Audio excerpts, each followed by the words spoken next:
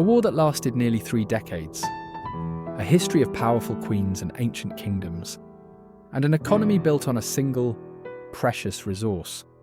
These aren't just moments from a storybook, they're the building blocks of a real country, a place that has seen immense struggle and incredible beauty. That's right, we're going to a country that stands as a testament to the power of human spirit. A place still healing, but with a culture so rich and vibrant, it's impossible not to be captivated. This is Angola. So, over 2,000 years ago, people were already living in what's now Angola. They were farmers, they were making stuff with iron, and they were building societies. By the time the 13th century rolled around, there were a lot of kingdoms here. The biggest of them all was the Kingdom of Congo, located up north. They were a total powerhouse, but they had a rival, another strong kingdom called Ndongo, and a bunch of other smaller states scattered all around. It was a pretty busy place, with different groups living side by side, sometimes as friends, and sometimes as rivals. Then, in 1483, everything changed. That's when the Portuguese showed up in their ships. At first, the King of Congo and the Portuguese even became allies. In fact, the king liked them so much, he even converted to Christianity, and his son, Afonso I, made it a big part of their culture. But the friendship didn't last. The Portuguese weren't just looking for allies and new ideas. They wanted to get rich, and they saw an opportunity in something awful: enslaved people. So, when the Congo Kingdom didn't give them what they wanted, the Portuguese got furious and looked for new partners, like the Ndongo Kingdom. They eventually set up their very own colony in a city called Luanda in 1575. But the Ndongo people weren't about to give up their land easily. One of their leaders was a woman named Queen Nzinga Mbande. She was one tough cookie, a brilliant leader and a fierce fighter who battled the Portuguese for decades. But even with her incredible resistance, the Portuguese kept pushing inland, and the slave trade grew and grew. That's why for a long time, Angola became a major hub for this terrible business, with over 1 million people being captured and shipped away, mostly to Brazil. By the 1800s, the world was finally turning against the slave trade because it was officially banned in 1836, but it didn't completely stop for a while. As this chapter closed, a new one opened. The economy shifted to things like ivory, wild rubber, and coffee. This new trade actually made some local groups like the Ovimbundu and the Chokwe incredibly wealthy. They used their new money to buy things like guns, which led to more fighting, both with the Portuguese and with each other. This was also when the Portuguese decided to really take control of the country. They started building huge plantations and railroads, taking land from the local people and forcing them to work. By the early 1900s, Portugal had fully taken over.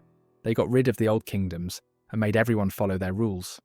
Life was tough for most Angolans, and to make things even more complicated, Portugal encouraged a lot of their own people to move to Angola. But in the 1950s and 60s, a strong movement for independence started to grow. Things got heated in 1961 when a huge rebellion broke out. This kicked off a long and brutal guerrilla war that lasted more than 10 years. 3 main groups led the fight: the MPLA, the FNLA, and UNITA. Now, these 3 groups didn't get along. They had different ideas about the future, and they often fought each other instead of only the Portuguese. But in 1974, a big change happened in Portugal that made its government fall apart. The Portuguese decided to just leave Angola, and they left without officially handing power over to anyone. So, as you can imagine, it was a mess. All 3 groups rushed to take control, and a brutal civil war started. The MPLA, with the help of Cuba and the Soviet Union, grabbed the capital city of Luanda. But the other groups, UNITA and the FNLA, weren't having it. And to add fire to the flame, other countries like South Africa and the United States got involved, siding with UNITA. This terrible civil war went on for 27 years. They tried to end it in 1992 with an election, but when the MPLA won, UNITA said the votes were rigged, and the fighting started all over again. The war finally came to a screeching halt in 2002 when UNITA's leader, Jonas Savimbi, was killed. After almost 3 decades of conflict, the country was finally at peace. But peace didn't mean easy. The war had displaced millions of people, and the country was littered with landmines. A new president, José Eduardo dos Santos, had been in charge since 1979 and would lead the country for nearly 40 years. During his time, Angola became rich from its oil, but a lot of that money disappeared due to corruption, and many people stayed poor. In 2017, a new president, João Lourenço, took over. He promised to fight corruption and rebuild the country, which is still trying to get its economy back on track. But more on that later. For now, let's zoom out and see the country as a whole. What does it look like? Well, get ready, because Angola is like a whole world packed into one country. It's so big that you could fit Texas inside of it, with room to spare. It's also located in southwestern Africa, and its shape is kind of like a square, with this little part that sticks out way up north called Cabinda. It's got borders with the Democratic Republic of the Congo, Zambia, and Namibia. And on its western side, it's got this amazing coastline along the Atlantic Ocean. Now, because it's so big, Angola has a little bit of everything, from the dry, sandy deserts that meet the coast, to thick, misty rainforests in the interior, to rugged mountains and vast, open grasslands. It's a real mix. Just imagine you can go from a place that looks like a desert to a lush green forest in one country. So let's break down the landscape, starting on the coast, right by the Atlantic. The coastal area is mostly flat and low, like a big plain. It's a bit of a dry place, especially down south, where it gets really sandy and is basically a part of the Namib Desert. The reason it's so dry is because of this cold ocean current called the Benguela Current, which keeps a lot of rain away. Because of this, even the capital city, Luanda, doesn't get a ton of rain. In some parts of the coast, you'll see as little as 2 inches, or about 50 millimeters of rain a year, which is barely anything. But as you go north, things get a bit wetter. Now, as you travel inland from the coast, the ground starts to rise. It gets hilly, and then suddenly you're looking at these huge, steep mountains that form a giant wall. This is a massive escarpment, a kind of cliff that runs down the country. At its highest point, it reaches a whopping 7,900 feet, or 2,400 meters high. And if you ask me, it's an incredible sight. And once you climb up past those mountains, you get to the best part, the high plateau. This is a huge, flat or slightly hilly area that covers most of central Angola. It's a lot cooler up here and a bit wetter. The highest point in all of Angola, a mountain called Mount Moko, is found here. It stands at a massive 8,596 feet, or 2,620 meters tall. Because the land changes so much, the climate does too. The north has a hot, wet climate, while the central plateau is a bit more moderate and cooler. But down south, it's a completely different story. Hot, dry and desert-like. So what grows here? And who lives here? Well, in the wetter northern parts you'll find dense forests. But in most of the country, it's a mix of grasslands and scattered trees, or what we call savanna. You might even see a unique plant called the tumboa, which grows only in the desert. It has a super deep root and 2 huge leaves that just lie flat on the sand. As for animals, Angola is home to a lot of cool creatures you'd expect to see in Africa. I'm talking lions, leopards, and hyenas. You've also got elephants, giraffes, zebras, and a bunch of different kinds of antelope. It's a paradise for animals, though sadly, decades of war have made it tough to protect them. Some animals, like the giant sable antelope and the black rhinoceros, are now in danger of disappearing forever. The government is trying to protect them with a number of national parks, which is a big step in the right direction. Okay, you've got this huge, beautiful country with a ton of natural resources. You'd think that would mean everyone is living well, right? Well, that's where the story gets a little complicated, because Angola's economy is a real puzzle, with some good parts and some not so good parts. For a long time, the country's economy has been like a car with only one wheel: oil.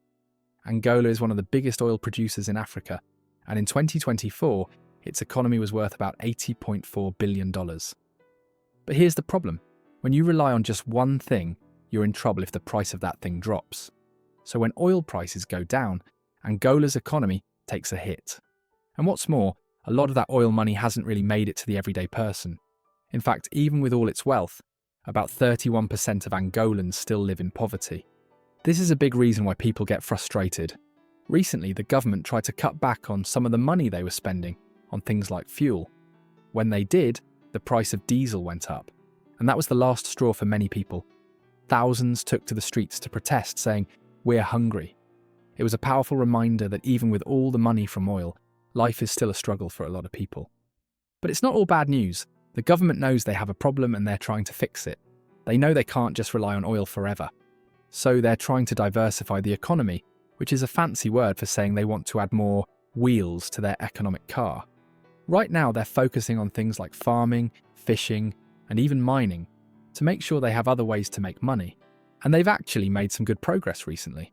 In 2024, the economy grew by a solid 4.4%. That's a good sign. It was thanks to the oil sector bouncing back, but also because other areas are starting to get stronger. But there's another big challenge: getting financial help to the people who need it most. Or in other words, financial inclusion. It's all about making sure that everyone, no matter where they live, can get access to basic financial services, like a bank account, a loan, or insurance. Right now, a lot of banks and financial services are only in the big cities, leaving people in rural areas out in the cold. It's hard for small farmers or business owners to grow if they can't get a loan. Plus, a lot of people don't know much about managing money, and the fees for things like bank accounts can be really high. So it's a tough situation. The good news is technology might be the answer. Think about it. Mobile banking and digital payments could be a game changer, especially for people in remote areas. That's why the government is trying to encourage this kind of innovation, which would let people get and send money right from their phones. If they can make it happen, it could help a lot of people start their own businesses and climb out of poverty. So, where do things stand today? There's still a long way to go, and things like inflation and a high cost of living are still a big concern. But for the first time in a while, there's a feeling of hope that Angola can use its incredible wealth to build a better future for all its people. Not just a few. It's a work in progress, but the journey has definitely begun. Which brings us to this next question. What about the people? What's it like to live there? For hundreds of years, the Portuguese were in charge, and they left a huge mark. You can see it everywhere, but especially in the language. Portuguese isn't just the official language. It's spoken by almost 80% of the population, either as a first or second language. It's what connects people across the country, kind of like a shared link. But many Angolans also speak one of the 6 main Bantu languages, like Mbundu or Kikongo. It's cool because these languages often have a bunch of Portuguese words mixed in, showing how much the two cultures have blended together. And when it comes to religion, you can definitely see the Portuguese influence as well. Most Angolans are Christian, and a big chunk of those are Roman Catholic. But it's not a simple copy of European religion. Many Angolans mix Christian beliefs with their traditional African ones. For example, they often believe in a strong connection with the spirits of their dead ancestors. It's a common idea that the spirits of the people who came before us are still a big part of the community, and you need to respect them so they don't cause problems. It's a beautiful and deeply spiritual part of the culture. Now, even though people will say they're Angolan, their true sense of identity often comes from their tribe. These different groups have their own traditions, their own languages, and their own histories. The biggest group is the Ovimnumdu, who live mostly in the Central Highlands. Then you have the Mbundu people around the capital, Luanda, and the Bakongo up in the northwest. There are a bunch of other groups too, each with their own unique way of life. All of this blending of cultures has made life in Angola pretty unique. In the cities, especially in Luanda, you might feel like you're in a Latin American country. People love to go out to restaurants and nightclubs, and they have this huge annual carnival celebration that looks just like the ones you'd see in Brazil. And the food? The food is amazing. Palm oil is an important ingredient in a lot of dishes. They also have a ton of amazing seafood, which makes sense since they are right on the coast. And if you ever get the chance to be there in April, you might get to celebrate the harvest festival called Nganja, where kids roast corn and everyone has a great time. So even though Angola is a country still finding its way, but with a culture that is rich, vibrant, and totally one of a kind. Now, after learning about Angola's history, its diverse landscapes and its economy, which of the three do you think has had the biggest impact on shaping the Angolan people and their culture? And why? Let us know your thoughts in the comments below. And as always, if you loved this video, you're going to enjoy this next one.